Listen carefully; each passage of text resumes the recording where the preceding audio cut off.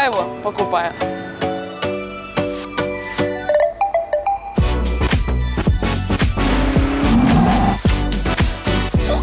Роскошно.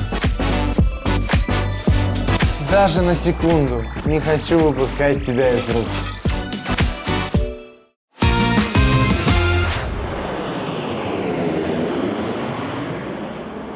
Смотри, Юля, я тебе накидываю фразу на итальянском, а ты переводишь. Да. Квадро формаджо. 4 сыра. It's me, Марио. Юля, Сейчас. это просто, это я, Марио. Всем привет, друзья, это Орел и Решка. И мы прилетели куда, как вы поняли, по нашему замечательному итальянскому, в Венецию. Мы прилетели не просто в Венецию, Ян. Мы прилетели в Венецию на карнавал. Ну, а еще Яну на карнавале даже не понадобится маска. Друзья, вы посмотрите, какой у нас. Вот эта шутка про итальянские эти маски с огромными носиками, да? Да. Ладно, Юль, ты можешь шутить сколько хочешь, сейчас мы кидаем монетку и решаем, да, кто да, тут будет конечно. красиво отдыхать на гондолах. Да, В общем, да. Орел, Решка. полетели.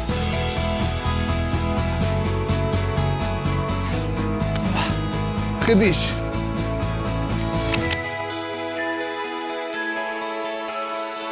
Да, ну это уже невозможно. Почему? По-чиперке! Юль, я правда хотел по-бедному тут посмотреть Венецию. Я огорчен безумно. Но это все-таки монетка на все решает. Скоро фраза «я тебя ненавижу» прекратит быть шуткой. Понятно? Давай сюда евро. Бой, давай, тебя Я там ждет не могу ножки, больше топ-топ, а терпеть. я полетел. It's me, Mario, quattro formaggio, pizza d'Italia. Венеция. Мечта каждого романтика. Город купцов, путешественников и гениальных строителей. Чудо, которое исчезает с каждым днем.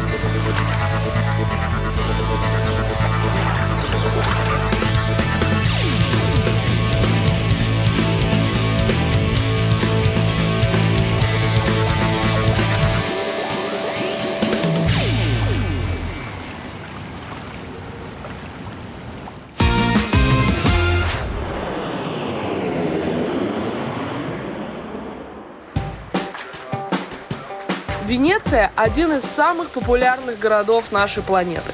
В год его посещают порядка 30 миллионов туристов. И большинство приезжает именно на карнавал. Но такой туристический ажиотаж совсем не на руку бюджетным туристам. Ну, buenos días. И это становится ясно уже с обмена денег. Курс, который здесь предлагают в выходной день, грабительский. 72 евро за 100 долларов. Так, мне кажется, она меня нагрела на что-то. Так не может быть. Теперь идем разбираться с транспортом. Водный трамвай. Дорого. Обычное такси. Еще дороже. Остается старый добрый автобус. Комфортненько.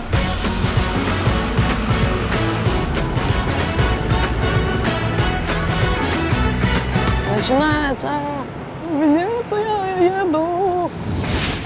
Мой бюджет не ограничен, поэтому я взял себе самый быстрый и удобный транспорт – вертолет. Ремни безопасности застегнуты, спасательный жилет на мне, и мы готовы летать над Венецией.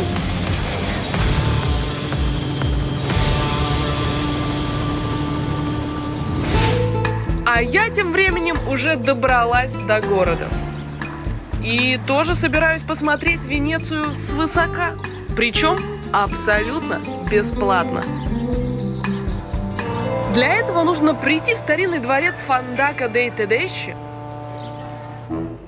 где на последнем этаже недавно открыли новую смотровую площадку.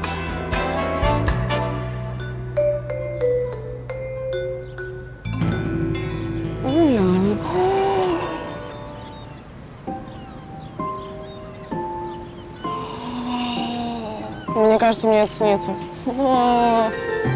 Венеция – это несколько островов, соединенных мостами в заливе Адриатического моря. Основали ее беженцы с материковой части страны, которые, спасаясь от набегов варваров, бежали в болотистую, непригодную для жизни местность. Но спустя какое-то время город, построенный на воде, оказался стратегически важным товарно-транспортным узлом Европы. Венеция стала богатеть на глазах, а жалкие клочки земли застроились шикарными дворцами и соборами.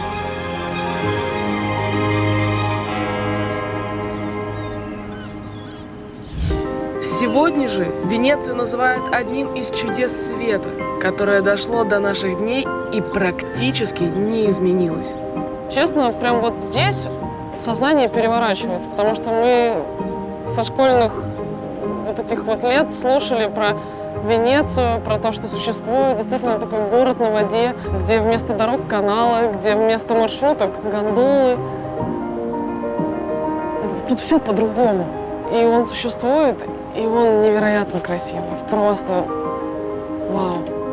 Я даже не помню, чтобы я испытывала какие-то похожие эмоции, ну серьезно. И интересно, что там у Яны?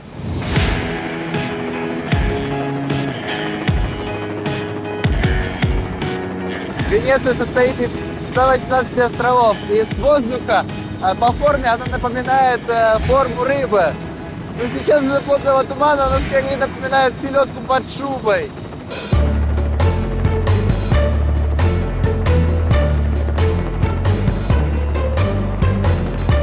Пока что идея посмотреть Венецию с высоты птичьего полета не особо оправдывает себя, потому что здесь нереально густой туман. И ничего не видно, вот прям вообще ничего. Я сейчас просто лечу и вижу только водичку и солнышко где-то проглядывается. Ох, мне повезло, не подвезло, не подфартило, как говорится в народной мудрости. Довольно обломная эта история, потому что из-за карнавала на территории Венеции особо не залететь. И мы по каким-то, знаете, окраинам полетали, да еще и в тумане. Чуть-чуть обидно, но зато без пробок.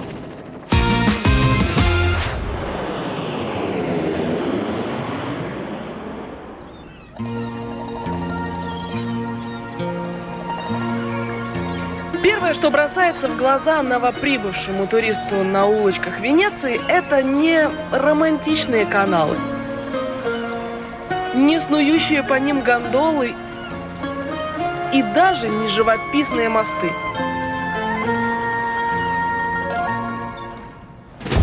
А толпы. Толпы. И толпы людей. Господи, людей просто немерено. Я не понимаю, как ходить, как двигаться. Я, в принципе, могу стоять на месте, и меня будет нести толпа. Ежедневно Венецию посещает порядка 70 тысяч туристов. Самое ужасное, что под их весом земля под городом еще больше проседает. И по оценкам ученых, всего через 70 лет Венеция окажется полностью под водой. Из-за этого большая часть коренных жителей уже покинула свои дома и переселилась на материк. Но властей города это не смущает, ведь туристы ежегодно приносят в казну 2,5 миллиарда евро. Зачем же туристы приезжают в этот обреченный на погибель город? Да чтобы успеть наделать классных фоток для соцсетей. Это Коваль здесь, Коваль сейчас. И сегодня я расскажу вам о 3 лучших локациях для ваших фоточек в Инстаграм. Фототочка номер 1. Гранд-Канале. Это самый главный канал Венеции. Он практически как главная трасса. Фоточка здесь соберет очень много лайков. Чувствую. Фототочка номер 2. Мост вздохов. Сразу приходит на ум, что это вздохи влюбленных, но на самом деле это вздохи заключенных. Именно по этому мосту вели людей на казнь, и у них была последняя возможность посмотреть на Венецию и на Гранд-Канал через вот те вот щельки. Место красивое, история грустная. На фоточку сделать надо. третья точка для самых лайкабельных фотографий в ваших соцсетях. Пойдемте покажем. Книжный магазин Liberia Alta Aqua. Его фишка в том, что большинство книг здесь хранится в сундуках, лодках и даже ваннах. Все дело в том, что эту книжную лавку постоянно затапливает. И хозяева придумали вот такой креативный выход из положения. Но я сюда пришла не ради книг, а ради фоточки. И сейчас покажу вам, где ее надо сделать. Для привлечения туристов владельцы решили сделать в магазине несколько необычных фотозон. Настоящие книги.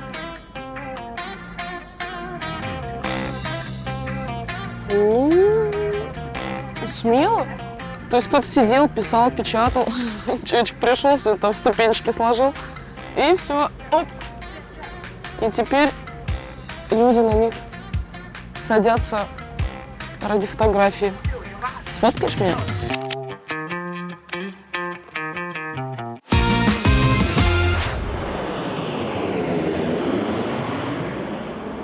С полетом на вертолете мне не очень повезло. Надеюсь, отель не подведет. Свой безумный уикенд я проведу в настоящем венецианском палаццо. Палаццо Дандоло – это роскошный дворец 14 века. Когда-то здесь проживали самые знатные династии Венеции. А теперь тут открыли шикарнейший отель. Крутость отеля в том, что весь интерьер и вся его обстановка не менялись уже несколько веков.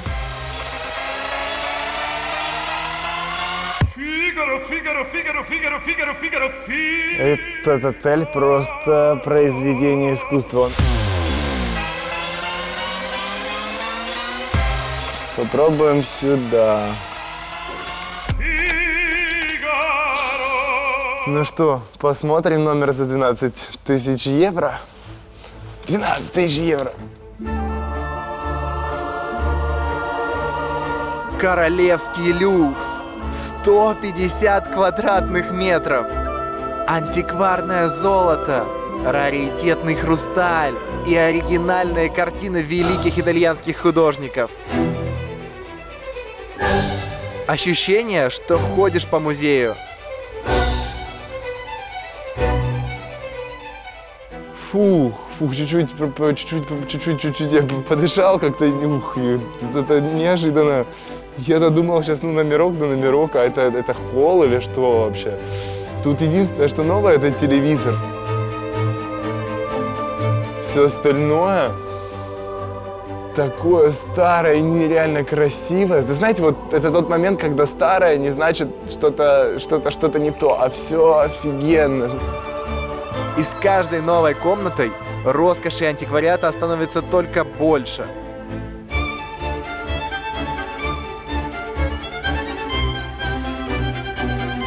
Это основная, значит, спальня. Ребят, какая кровать, шторы, светильники. И на потолке просто еще произведение искусства. Я обычно, знаете, вот к таким старым вещам достаточно, наверное, все мое поколение к таким старым вещам относится довольно, странно. Не всегда это очень красиво и приятно в этом находиться, но здесь это выглядит невероятно роскошно. Это прям тот случай, когда мне не хочется проверять кровать и прыгать на нее. Идем дальше. Такой небольшой коридорчик, прошлись, размяли ножки и попали в ванную. Сейчас, подождите, я хочу еще раз. Вот так вот можно сделаю? И попали в ванную. Это однозначно самый красивый номер, в котором я был. Я вообще не знал, что такие номера могут быть. Все из мрамора, с нереальными люстрами, много зеркал.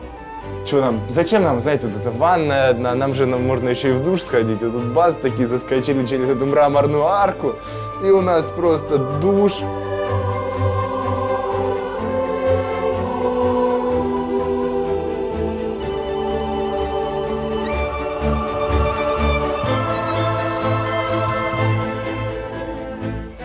Ребят, попрошу внимания обратить еще на то, что все экранники реально позолоченные. Вот здесь все позолочено. самое главное, даже ёршик в полузолоте, да в золоте. Что это? Не хватает брюликов еще. Но, ребята, и это еще не все.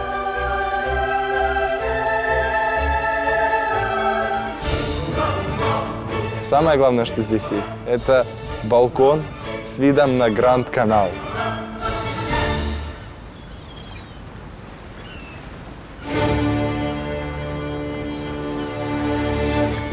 Юля, ты где? Не вижу тебя, Юль!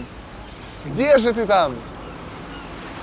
А Юля не слышит нас, потому что мы где-то высоко, в роскоши, в Ренессансе.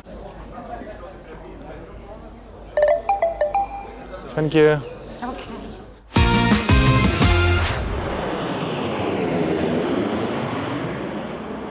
А я тем временем догуляла до самого центра Венеции.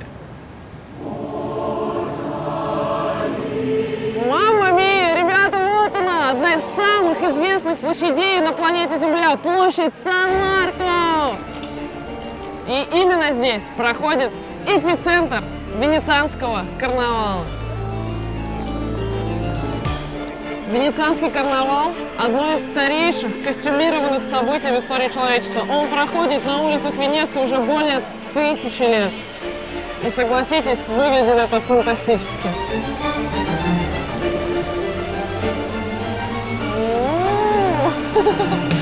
Идея венецианского карнавала принадлежала местным правителям. Они хотели подарить городу масштабный праздник и дать жителям хлеба и зрелищ. А костюмы и маски были придуманы для того, чтобы каждый мог отрываться без тормозов. Ведь переодевания скрывали не только лицо, но и имя, и статус, и положение в обществе.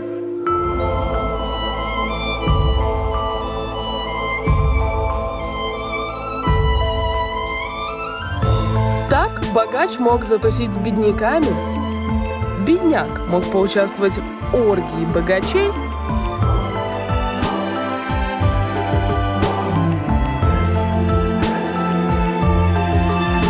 а примерный муж получал возможность спустить деньги на азартные игры и проснуться в объятиях куртизанки.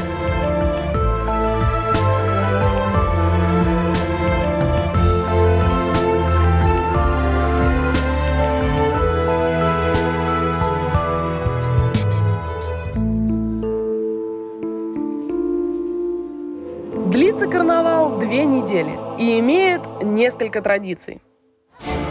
Традиция первая – выступление артистов. В те времена именно бродячие музыканты, клоуны и актеры делали шоу. Традиция вторая – полет орла. Вся площадь стоит и смотрит в одну точку, как человечек по канаточке спустится. По одной из легенд, первый полет осуществил артист, который таким образом хотел понравиться правителю Венеции.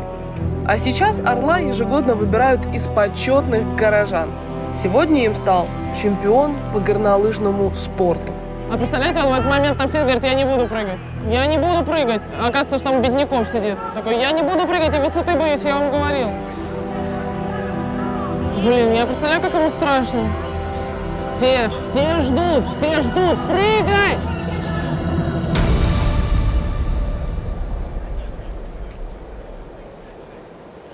Почему так медленно?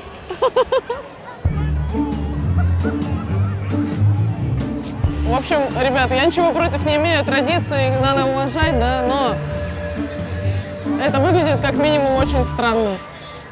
А оказалось, что таким образом организаторы перестраховываются. Ведь в истории этой традиции были случаи, когда артисты на всем ходу врезались в площадь и разбивались. Фу, ну слава богу, ну долетел. Ой, молодец, красавчик. Лучший. Ну и, наконец, традиция третья – конкурс на лучший костюм. На этот конкурс приходят целыми семьями, компаниями, парами. И даже с домашними животными. Но для того, чтобы их увидеть, надо проявить немного находчивости и смекалки.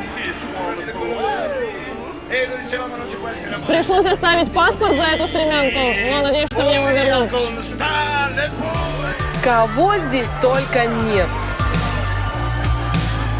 Человек – колесо обозрения. Папы – римские близнецы. И Георгий Победоносец, протыкающий своего змея. Я решил тоже не выделяться из толпы и выбрать себе что-нибудь экстравагантное. Я пришел к лучшему модельеру Венеции, чтобы он подобрал мне карнавальный костюм. Hi, I'm Jan. Nice to meet you. Знакомьтесь, Стефано Николао за 40 лет своей работы создал свыше 20 тысяч разных костюмов. I'm ready to be Я хочу быть самым крутым парнем на карнавале. Понимаю ваше желание. У нас есть все. Маски, костюмы. Подберем лучший наряд. Yeah, cool. Let's go.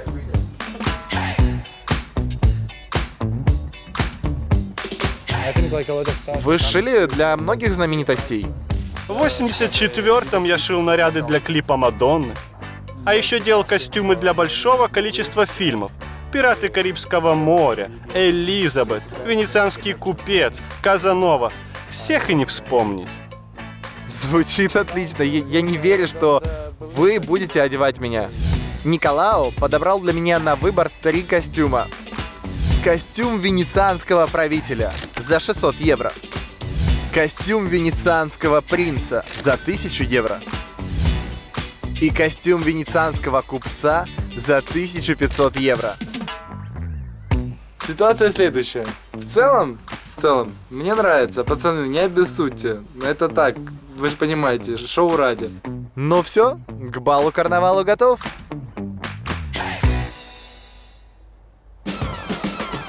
Если вы думаете, что купить костюм на карнавал в Венеции просто, то вы сильно ошибаетесь. За хорошими нарядами огромные очереди. Хорошо, что с премиальной картой MasterCard я могу пользоваться консьерж-сервисом и попасть в ателье без очереди.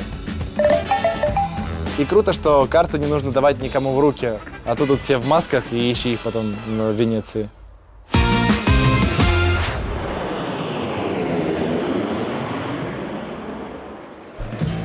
Пока Ян транжирит деньги, я решила подкрепиться. Вот вам четкая статистика. Венецианцы меньше всех остальных итальянцев едят пиццу и пасту. Они едят чикетти. Что это такое, я сейчас узнаю. Чикетти – это традиционная венецианская закуска. Похоже на обычные бутерброды с разными начинками. Мясом, сыром и морепродуктами. Я попросила одну чикетти, но с самой популярной начинкой – чикетти канноча. Боже мой! И бокальчик венецианского шприца, смесь вина, газировки и дольки цитруса.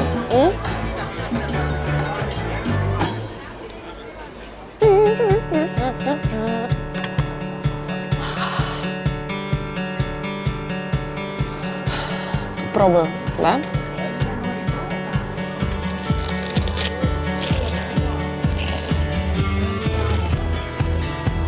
Ну да, это какая-то особенная креветка. Смотрите, здесь внутри не мясо, а там как будто бы и корка какая-то красная. В общем, я вам скажу так, это не похоже ни на креветку, ни на рыбу, ни на какой другой морепродукт, и... Не знаю, надо спросить у местных. Сеньор! Еще и красивый сеньор. Сеньор! Excusez-moi. Excusez-moi, это на французском. Простите, подскажите, а что это? Это каноча, или же креветка-богомол. Она обитает в здешних водах в Адриатическом море. Можете мне показать? Конечно, сейчас. Хоть понять, что я ем? Ну-ка. Вот, смотри. Выглядит очень... Если бы я увидела ее не на бутерброде, а где-нибудь вон там на берегу, я бы не захотела это съесть. Выглядит не очень привлекательно. Есть такое, но обычные креветки тоже выглядят не очень. Вам нравится? О да, это мой любимый вид чикетти. В общем, этот красавчик говорит, что креветка данного типа, она вкуснее, чем лобстер. Понимаете? Понимаете, как они любят это? Очень вкусно.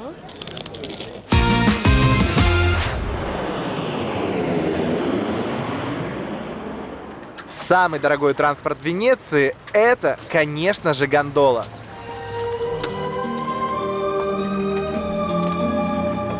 По факту гондола – это такое же такси, как у нас, только на воде. И с менее болтливыми водителями, и без отстойной музыки. Гондолы появились в Венеции вместе с каналами и до сих пор являются визитной карточкой города. Но, оказывается, сами венецианцы гондольеров терпеть не могут. Потому что сейчас покататься на гондоле – удовольствие, которое по карману разве что богатеньким туристам. Гондольеры дерут втридорога и благодаря этому получают одну из самых больших зарплат во всей Венеции – от 150 тысяч евро в год. Гондола, конечно, очень антуражная. Это вот та штучка, именно та галочка, которую я должен был закрыть в своей жизни. Покататься на гондоле в Венеции. Но на деле, как это выглядит? Вот мечта, ожидание, реальность, да? Чуть-чуть попахивает водичка, такой канализацией. Чуть-чуть прохладно от водички, потому что я в карнавальном костюме. И вот, знаете, если проще сказать, попробовать обязательно стоит. Если я вернусь сюда еще раз, так передвигаться я не буду. Я лучше выберу моторную лодку.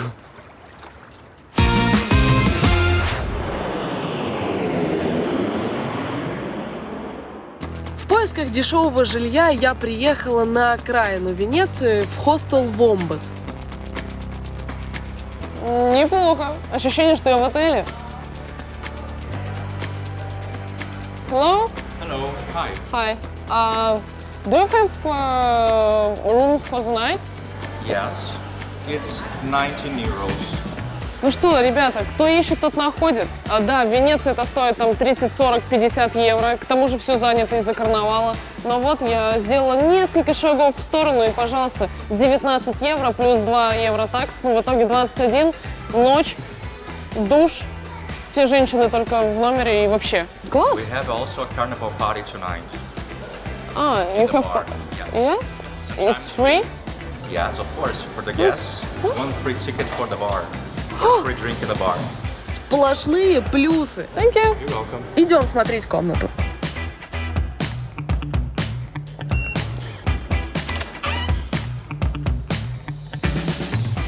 Чьи-то вещи. Душ. Ребята, ну, по-моему, за 20 евро в сам карнавал идеально. Так, что у нас тут по койкам происходит? Живут. Ажиотаж нынче, я так понимаю. У меня осталась одна верхняя коечка. Я всегда любила на второй полке спать. С садика. Сейчас. Хотела резво. И не получилось.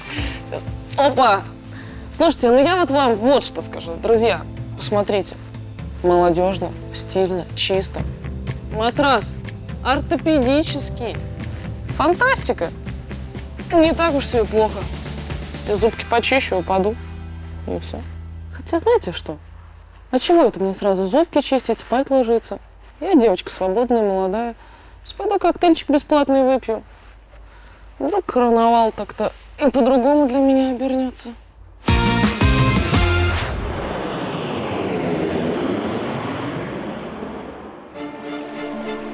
Вечером во время карнавала современные богачи отдыхают на закрытых балах-вечеринках в старинных особняках.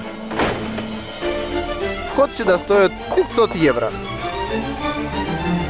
И здесь собираются сливки общества, местные бизнесмены со спутницами, светские львицы и богатенькие туристы.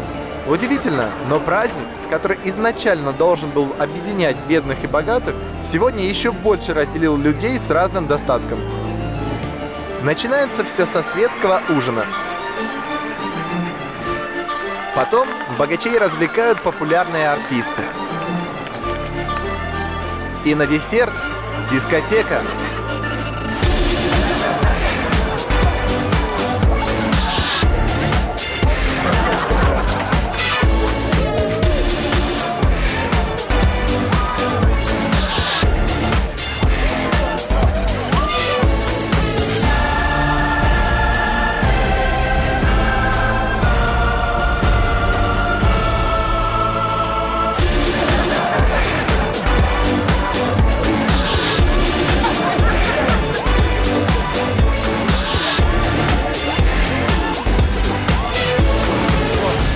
Так, чики-чики-поп.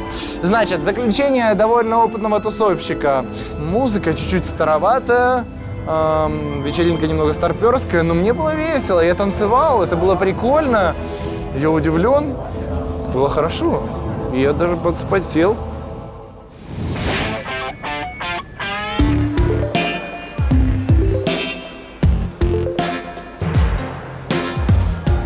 Слушайте, я, конечно, не знаю, как там у Яна вечер складывается, но мой карнавал, походу, только начинается. Ну, а вам спокойной ночи.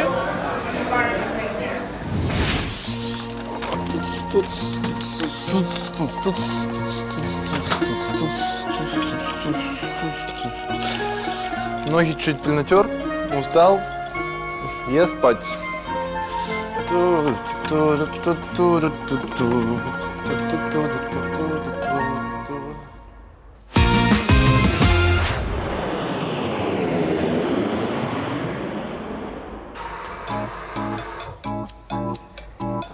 Буэнос утрос, итальянос.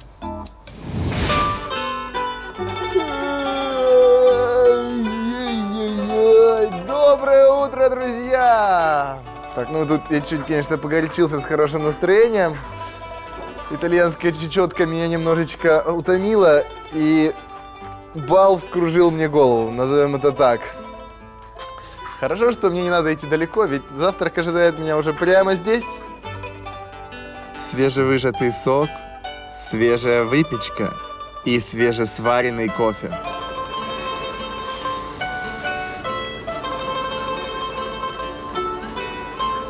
Ля потыще, если говорить на итальянском.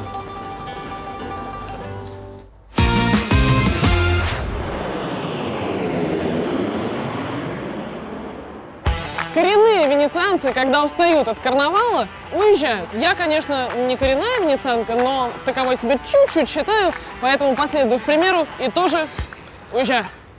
Эта чудная электричка привезет меня в городок Тревизо, что в получасе езды от Венеции. Я тоже решил провести второй день венецианского уикенда подальше от карнавала. И для этого арендовал лодку. Вот так вот. В чем особенность конкретно этой лодки? Это официально самая старая лодка в Венеции. Ей, на секундочку, 125 лет. Все-таки 125 лет это прилично. Это где-то на... Ну, сейчас не буду считать, но на 100 лет больше, чем мне. И выглядит она определенно хорошо. Есть даже некоторые подозрения, что лучше, чем я.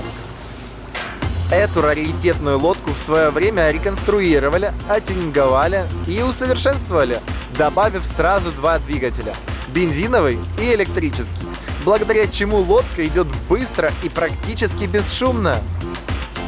Эх, красота! Ох, смотрю, конечно, я на это все и, конечно же, думаю о своей соведущей. Юль, сердце за тебя болит страшно. Скушаю я, пожалуй, этот сочнейший эклерчик за тебя.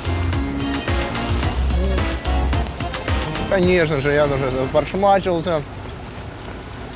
Юля, это ты вспоминаешь, наверное, да? Ой, Ян, ну заняться мне больше нечем. Я, кстати, уже добралась в Тревизо. Фишка этого города в том, что он как две капли воды похож на Венецию. Такие же невысокие домики с черепичными крышами. Такие же дворцы.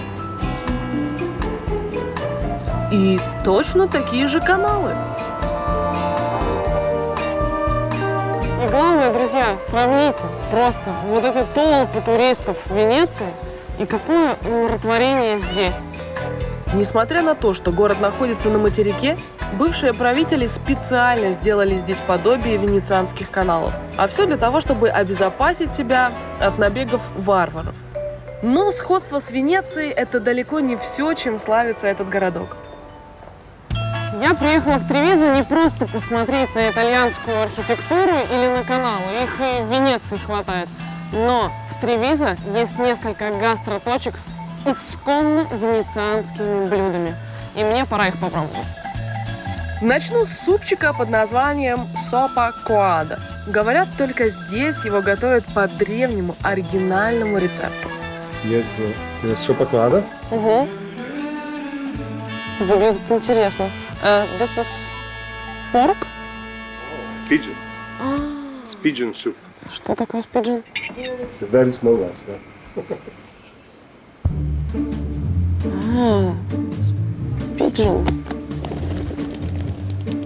Ну вот так вот, друзья, заказала себе.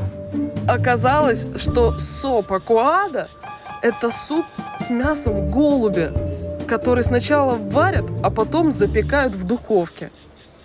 Я, друзья, никогда в жизни голубя не пробовала и, в принципе, не думала даже о том, что можно попробовать, потому что для меня это птичка, которую гоняют дети на улице. Ну ладно, это все-таки не скорпионы, да, там всякие не личинки, поэтому можно расслабиться, закрыть глаза и быстро попробовать.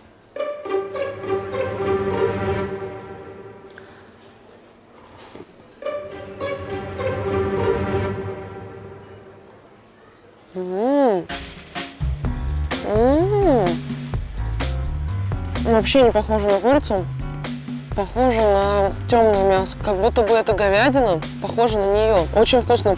Такой наваристый бульон, прям ароматнейший, знаете, и прям хочется его съесть и сказать: мамочка, я суп поела, все в порядке. Я вспомнила, у меня сосед на улице голубей держал. Я думаю, для чего ты это делаешь, дядь Вась? Ну, вообще смысла нет. А оказывается, в Италии голубей разводят, как у нас кур или гусей, или уток. То есть они используют и для пропитания эту птицу, и еще вдобавок она им удобряет огород. Вообще, как говорится, двойная выгода. Мне кажется, я такое в детском саду пару раз точно ела. Правда, голубей там не было. Хотя, помня нашу повариху, я ни в чем не уверена. Может, поэтому этот вкус для меня такой родной, прямо с детства.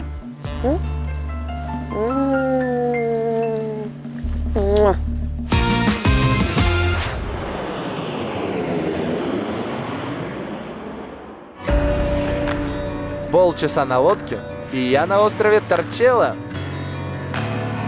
Когда-то именно с него началось заселение Венецианской лагуны.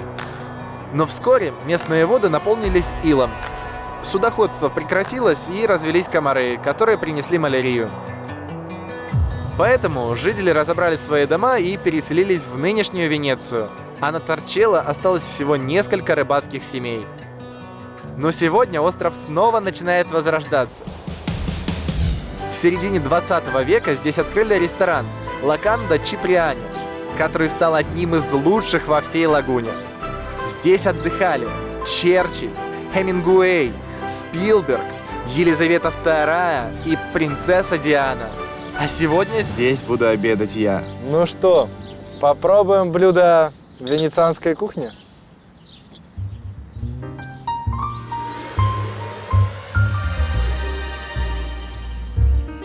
Итак, блюдо первое.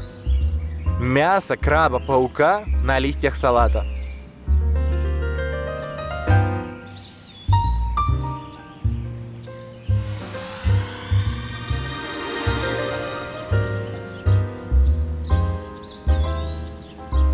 Ой, ребята, это как, знаете, крабовая палочка на максимальном уровне вкуса. Вот нету никакой химозы, вот этого всего нет, просто натуральный, даже отдает морской водичкой.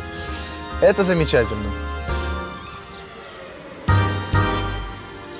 Блюдо второе. Паста талюалини с копченой ветчиной и под соусом бешамель.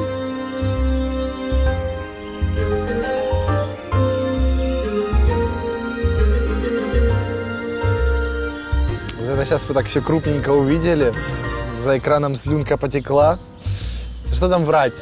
Я сейчас тоже это, наверное, по телеку смотрю. Достаю из холодильника сосисочки с гречечкой.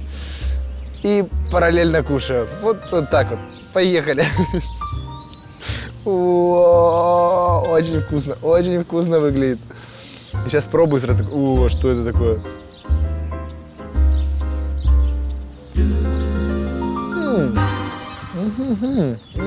Это даже лучше, чем мамины макарошки с сыром. Я их очень люблю, но вот это идеально. Очень вкусно, мне очень понравилось. И это как раз та самая паста, вот итальянская, которую я ожидал здесь попробовать. И ожидание было намного хуже, чем реальность. И, наконец, десерт. Крем маскарпоне с миндальной крошкой и шоколадным муссом.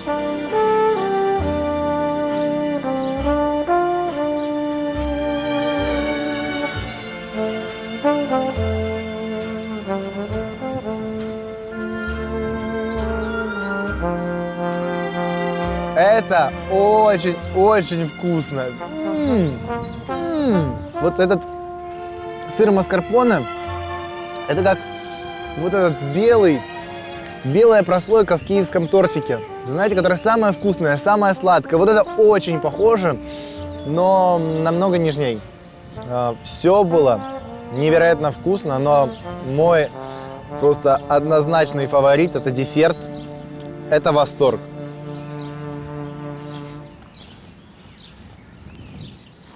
Sir? Thank you.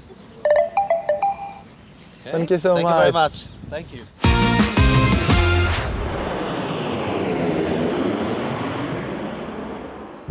А я буду пробовать самый знаменитый итальянский десерт, причем в ресторане, где он был придуман – тирамису. Десерт, который готовят из яиц, сахара, кофе эспрессо, сыра маскарпоне, печенье савоярди и какао.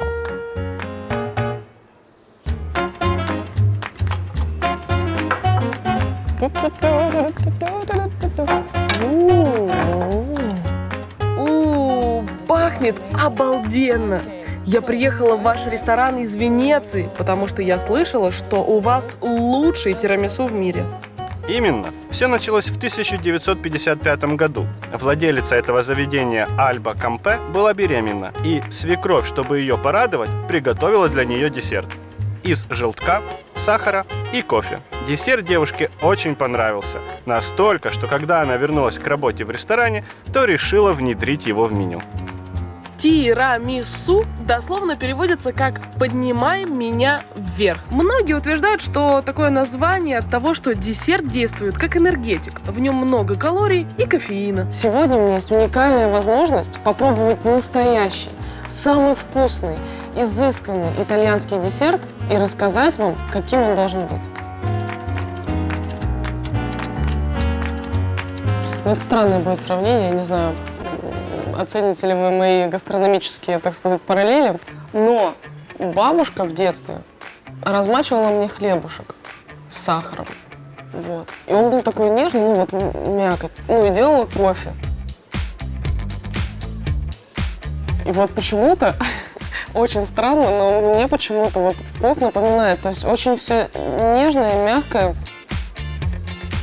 Самая его уникальность в том, что он вообще не похож на другие десерты. Это и не торт, и не суфле, непонятно что, но вкусно. Класс. В общем, ребята, доедая этот тирамису, могу вам сказать одно. Приехать сюда точно стоит. Во-первых, Тревизо – красивый город. Во-вторых, попробовать тот самый настоящий тирамису – это как минимум важно для того, чтобы потом вы пришли с друзьями в итальянскую кафешку и сказали: «Пф, и это тирамису, я ел настоящий тирамису, это вообще не тирамису».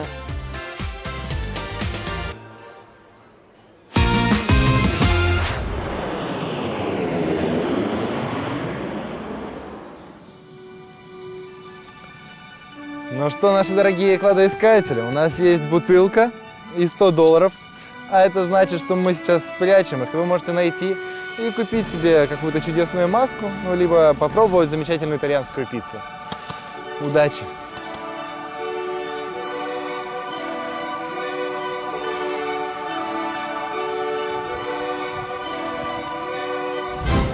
Венецианский клад будет ждать вас в городке Падуа. За бассейном Why Foti the Deep Joy на холме. Бутылку ищите под небольшим столбом. Ваш Орел и Решка и Ян Гордиенко. Удачи!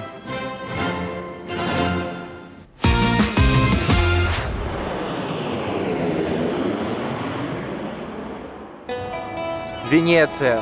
Город тысячи масок. Но за гримасами радости мало кто может рассмотреть ее настоящее лицо и душу. Уля.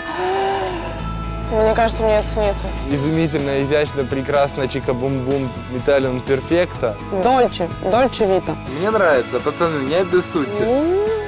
Смело? Попробовать обязательно стоит.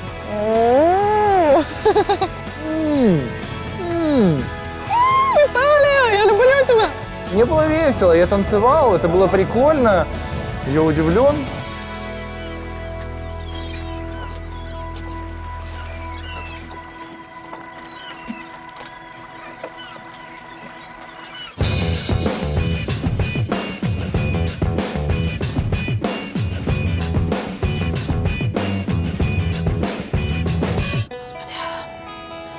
Боже мой, вот я обещаю, я, конечно, опаздываю всегда, но вот если я буду помогать... Юля, Италию! Юль, не надо слов, полуоборот, легкий танец, мы же все-таки на карнавале, и я заготовил для тебя одну фразу на итальянском. Давай. «Ми манкаво davvero», что переводится как «я так скучал».